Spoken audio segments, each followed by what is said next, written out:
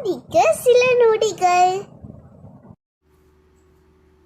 நபி மூசா அலைஹிஸ்ஸலாம் அவர்கள் கற்பாறையில் அடித்தபோது எத்தனை நீர் ஊற்றுகள் பீரிட்டு எழுந்ததாக இறைவன் கூறுகிறான்.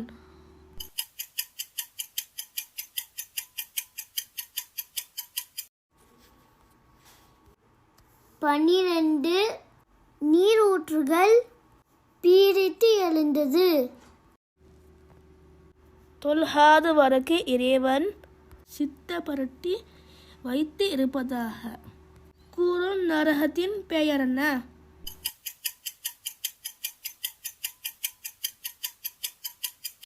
சஹர் என்ற நரகம் அல் முத்தசிர்.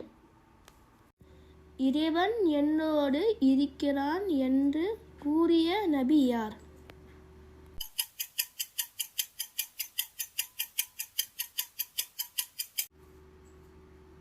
நபி மூசா அலைஹிஸ்ஸலாம் அவர்கள் கற்பாறையில் அடித்தபோது எத்தனை நீர் ஊற்றுகள் பீரிட்டு எழுந்ததாக இறைவன் கூறுகிறான்.